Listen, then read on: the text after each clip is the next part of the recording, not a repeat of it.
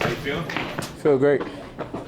Feel great. Ready to go. How close were you last week? It looked like you were able to do a lot more, but Yeah. I mean, I felt good, but I think it was a little late in the week, and we decided just to sit it down for that last week, and back this week. So happy about that. How frustrating has it been having to miss these last couple games? Yeah, really frustrating. I mean, you get out to a pretty good start, and just want to help the team get wins, and then not to be a part of the win in New Orleans.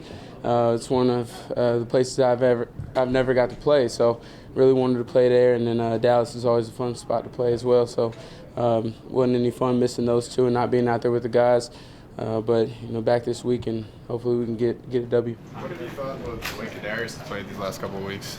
Great, man. I mean, he's electric with the ball. You get the ball in his hands, he's gonna make something special happen. So we got to continue to do that, and everybody else got to play their part. Have you ever seen a guy move the way he does? He twitchy, man. I was calling him like a jitterbug. I'm like, it's hard because I remember whenever he caught the ball when I was in the game, and I saw him make a couple miss, and I'm sitting there, I'm like, yo, I need to be blocking somebody. So he's fun to watch, man. Sterling, obviously during the Browns practice, you threw a punch and Joe was like, hey man, what if you did this and the guy had his helmet on, you could have broken your hand. Well, he did it. His helmet wasn't on. Right, but what was your message to Kadarius when he got let his emotions get, and he did hit a guy? Yeah, he's young, man, and stuff like that. Emotions running high on the field. Things like that can tend to happen, but you got to kind of take a deep breath in those situations and think about the team and what could have happened. So. Whenever I see you in drills, you always sort of wait, like let somebody else go ahead if it means you can time yourself up with Daniel, right? Whether or not he's out there this Sunday, it sounds like you're going to be. How comfortable are you with Mike if you have to play with him, and how much do you expect? Are you expecting Daniel to be back? Yeah, I mean, he's got to listen to the trainers. I haven't really heard much on that whole situation, but it's going to be next guy up mentality, and Mike will come in and do his thing if he has to. So spend this week getting comfortable with him, and we threw a little bit on the off season, but I don't think it's you put the ball somewhere and catch it, then that's all you need to do. Sterling is something that you went through, I guess, about 2 years ago, right? Right. So do you have any advice for Daniel on dealing with this? Just listen to the trainers. I mean, they'll get him right. Everything that they have put in place is to get you back on the field as fast as possible. So that's what he needs to do. What's your message to your guys in terms of clawing back from this 1-4 start?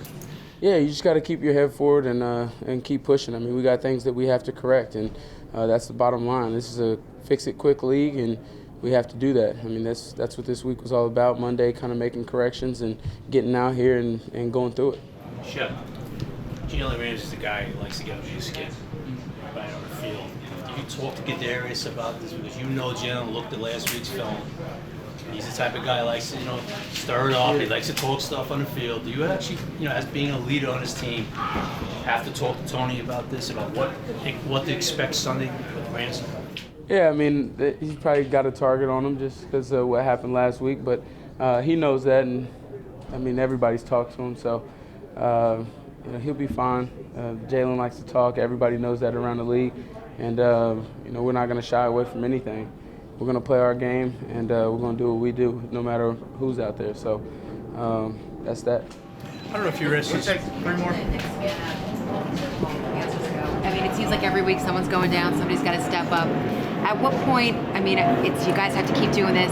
How strong is that mentality, or is it kind of getting sick of it now, with the injuries? I mean, you want everybody on the field at the same time, but I mean, this is football. This is what happens. You have to make adjustments, and that's the mentality that you have to have every season. You never know what's going to happen on Sundays. You never know what's going to happen throughout the week.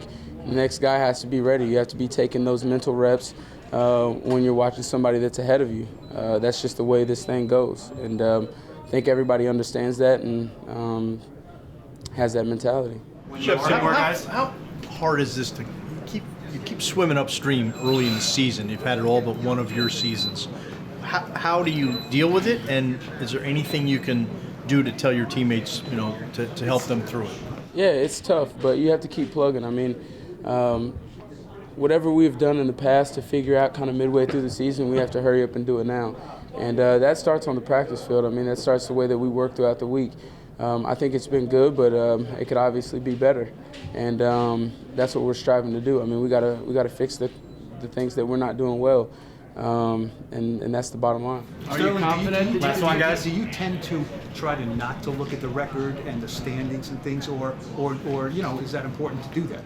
No, yeah, I don't pay attention to it. I mean, we got to focus on the game that's coming up that week, and whatever we have to do to get prepared for that. I mean, you're steady looking at the records and stuff like that. None of that matters. It's about what we do on Sunday. So we need to pay attention to that and put forth all of our effort towards that.